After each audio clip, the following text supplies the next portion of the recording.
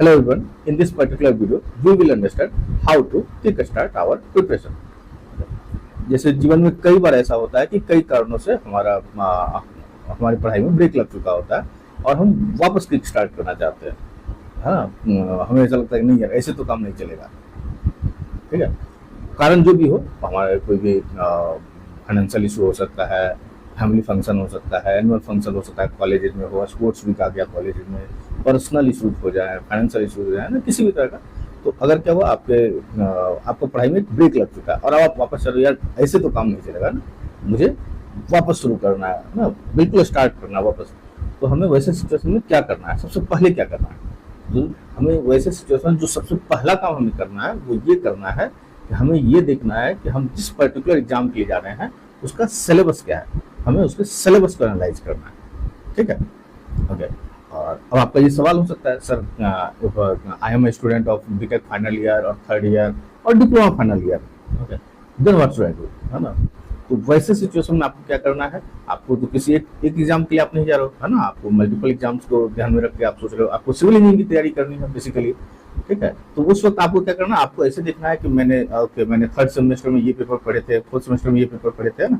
उस तरह से करके आपको एक लिस्ट बनाना है। जैसे आप स्टार्टिंग में आप देखोगे, आपने पढ़ा होगा बिल्डिंग मटेरियल पढ़ा होगा, तो बिल्डिंग मटेरियल और उससे रिलेटेड आप कौन कौन से पेपर देख रहे हो, तो बिल्डिंग कंस्ट्रक्शन देख रहे हो, कंक्रीट टेक्नोलॉजी देख रहे हो, कंस्ट्रक्शन टेक्नोलॉजी देख रहे हो, है ना। ये सब लिखो, नोट डाउन करो पर्टिकुलरली, ठीक है। इसके बाद आपने पढ़ा होगा स्ट्रेंथ ऑफ मटेरियल, है ना, सॉम, कई जगह उसे मैकेनिक्स ऑफ मटेरियल भी बोलते हैं, मैकेनिक्स ऑफ सॉलिड बोलते हैं, मैकेनिक्स ऑफ डिफॉर्मेबल बॉडी बोलते हैं, ठीक है। आपके सिलेबस में जैसा भी नाम होगा। तो आपने सॉम पढ़ा होगा, तो सॉम से रिलेटेड क्या क्या आप देखोगे, तो आप देखोगे स्ट्रेंथ ऑफ मटेरियल, सॉम हो गया एक पेपर हो गया, इंजीनियरिंग मैकेनिक्स हो गया एक पेपर, स्ट्रक्चर एनालिसिस एक पेपर हो गया, कई जगह उसे थ्योरी ऑफ स्ट्रक्चर के नाम से पढ़ाया जाता है ना। आरसीसी हो गया, रिइंफोर्समेंट कंक्रीट हो गया, प्री स्ट्रेस कंक्रीट हो गया, है ना, स्टील स्ट्रक्चर या स्टील डिजाइन हो गया, ठीक है। तो ये सब पेपर हो गया। इसके बाद आप लोगों ने पढ़ा होगा सर्वेइंग, सर्वेइंग 1 सर्वेइंग 2, है ना, तो इसको सर्वेइंग नाम से ही डालो, ठीक है। इसके बाद आप लोगों ने पढ़ा होगा फ्लूइड मैकेनिक्स पढ़ा होगा, ठीक है। उसके बाद आप फ्लूइड मैकेनिक्स के साथ और कौन कौन सा पेपर डालो, तो फ्लूइड मैकेनिक्स के साथ डालो, हाँ, ओपन चैनल फ्लो को डालो, हाइड्रोलिक मशीन को डालो, इरिगेशन इंजीनियरिंग को डालो, है ना, हाइड्रोलॉजी को डालो, इंजीनियरिंग हाइड्रोलॉजी को, ठीक है। ये सब नोट डाउन करो पर्टिकुलरली। इसके बाद आप इधर आ जाओ, है ना, आप एक पेपर होगा, जैसे आपका होगा ट्रांसपोर्टेशन इंजीनियरिंग होगा, ट्रांसपोर्टेशन इंजीनियरिंग के अंदर क्या क्या आ जाएगा, हाईवे इंजीनियरिंग हो जाएगा एक पेपर, रेलवे इंजीनियरिंग हो जाएगा, ब्रिज इंजीनियरिंग हो जाएगा, टनल हो जाएगा, है ना, डॉक्स एंड हार्बर हो जाएगा, ठीक है। तो ये सब अलग अलग आपका डिफरेंट पेपर्स हो जाएगा ट्रांसपोर्टेशन इंजीनियरिंग के अंदर। इसके अलावा आपका इन्वायरमेंटल इंजीनियरिंग हो जाएगा, है ना। और अगर इसके अलावा अगर हम बात करें कुछ क्या, हाँ, एस्टिमेशन कॉस्टिंग एंड वैल्यूएशन हो जाएगा, ठीक है। सॉइल मैकेनिक्स होगा, है ना, उसी के कंटिन्यूएशन में फाउंडेशन इंजीनियरिंग होगा, ठीक है। और क्या हो सकता है, और आपका हो सकता है ना, ऑटो कैड हो जाएगा, बिल्डिंग ड्राइंग हो जाएगा, है ना। तो इस तरह से करके आपने ये सब सारे पेपर्स का आपको नोट डाउन करना है एक पेपर में, ठीक है।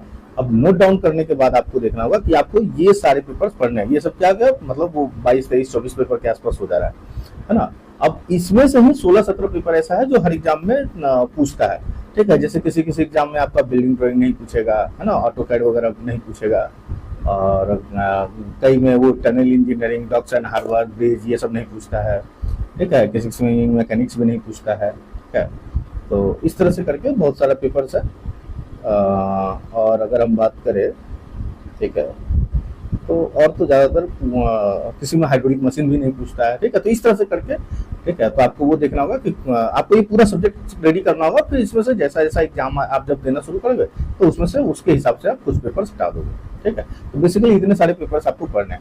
इसको करने का फायदा ये हुआ, है ना, आप बोलोगे कि सर इसको लिखने का फायदा क्या हुआ। इसको लिखने का फायदा ये होगा ना कि आपको ये समझ में आ जाएगा कि मेरे पास 6 महीने हैं, 8 महीने हैं, 1 साल है, 2 साल है, कितना भी समय है ना, उसके हिसाब से मुझे इतने सारे पेपर पढ़ने हैं, ठीक है।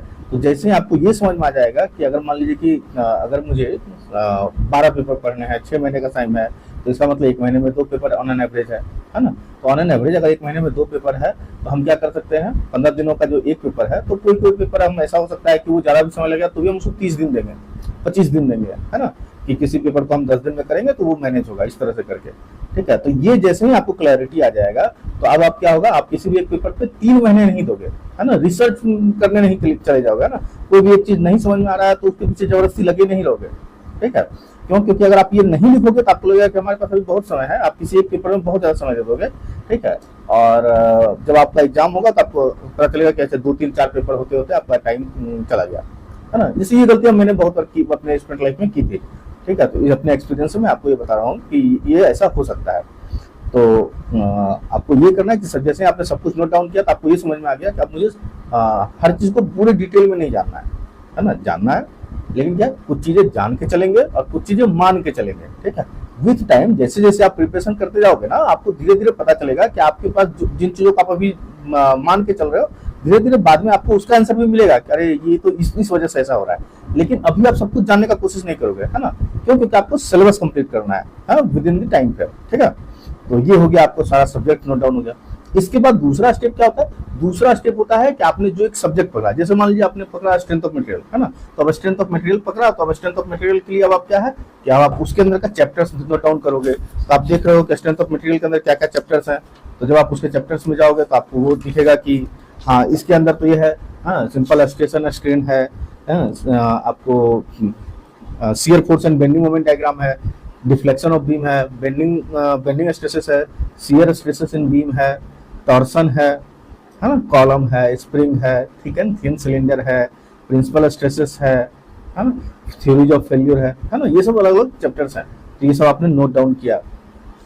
इसके बाद तीसरा स्टेप क्या होगा? अब इसमें से हमने जो भी चैप्टर्स है ना, उसको नोट डाउन किया और उसके अंदर का सब हेडिंग नोट डाउन किया। जैसे पहला चैप्टर मान लीजिए आपका सिंपल स्ट्रेस एंड स्ट्रेन, उसके अंदर आपने वो नोट डाउन किया, उसके अंदर का सब हेडिंग नोट डाउन करना शुरू किया। जैसे स्ट्रेसेस हो गया, टाइप्स ऑफ स्ट्रेसेस हो गया, है ना, स्ट्रेन एंड इट्स टाइप, ये सब लिखना है ना। स्ट्रेन एंड इट्स टाइप हो गया, पॉइजन्स रेशियो हो गया, Hooke's law and elastic constants हो गया, है ना, आपको एप्लीकेशन ऑफ हुक्स लॉ हो गया, थर्मल स्ट्रेसेस हो गया, स्ट्रेन एनर्जी हो गया, स्ट्रेस वर्सेस स्ट्रेन कर्व हो गया, है ना। मतलब ये तो बिल्कुल मस्ट है, ठीक है, इसको जानना ही है।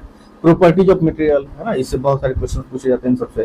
तो ये क्या है ना, आपको मतलब इस तरह से करके आपको एक एक सबसे पहले क्या पूरा सब्जेक्ट आपको लिखना है, फिर एक सब्जेक्ट को पकड़ के उसका सारा चैप्टर्स लिखना है, फिर हर एक चैप्टर के अंदर का उसका सब हेडिंग लिखना है, ठीक है। इसके बाद क्या है कि आप जब देखोगे ना कि आपने जब इतना कर लिया ना, तो आपको बहुत सारा कॉन्फिडेंस आएगा, आपको एक सेंस आने लगेगा कि आपने सारा सिलेबस कवर अप किया है ना, गो थ्रू किया एक बार, ठीक है। तो कई बार ऐसा होता है ना कि कुछ क्वेश्चन तो बिल्कुल बेसिक होते हैं, ठीक है, सिर्फ आपको ये सिलेबस का पूरा अंदाजा है तो उससे हो जाएगा। अब जो आपने ये जितना भी आपका सब हेडिंग हुआ ना, अगर आप इन सब का डेफिनेशन और उसमें यूज होने वाला 2 3 जो इंपॉर्टेंट फार्मूला है, आपने अगर सिर्फ इतना कर लिया ना, ठीक है, तो बिलीव में, ठीक है, आप जो है 50 to 60% सिलेबस आपका कवर हो चुका है बेसिक एग्जामिनेशन में। जितने भी जूनियर इंजीनियर के, बहुत सारे असिस्टेंट इंजीनियर में भी बहुत सारे बेसिक क्वेश्चन पूछे जाते हैं, ठीक है। आपका 50% 60% सिलेबस कवर होगा। इसके बाद आप धीरे धीरे आगे पढ़ोगे, कॉन्सेप्चुअली जानोगे, ठीक है, लेकिन आपको कॉन्फिडेंस आ चुका होगा कि you are in the race, है ना। तो जब भी आप अंडर कॉन्फिडेंट हो, आप जो है आउट ऑफ टच हो, तो बिल्कुल आपको इसी तरह से प्रोसीड करना है, इसी तरह से किक स्टार्ट करना है। क्या सबसे पहले हमें पूरा अपना सिलेबस नोट डाउन करना है, उसके बाद आपको उस सब्जेक्ट जो आप उठाने जा रहे हो उसके अंदर डिफरेंट चैप्टर्स को नोट डाउन करना है। उसका तीसरा क्या करना है, उन चैप्टर्स के अंदर सब हेडिंग को नोट डाउन करना है, ठीक है। और इसके बाद अगर आगे मौका लगा तो आप इसके बाद का स्टेप क्या होगा, वो जो भी सब हेडिंग्स है उनके अंदर के इंपॉर्टेंट डेफिनेशन और इंपॉर्टेंट फार्मूला, ठीक है। सिर्फ आप इतना कर जाओगे, you are in a race. I hope you got the answer. Thank you.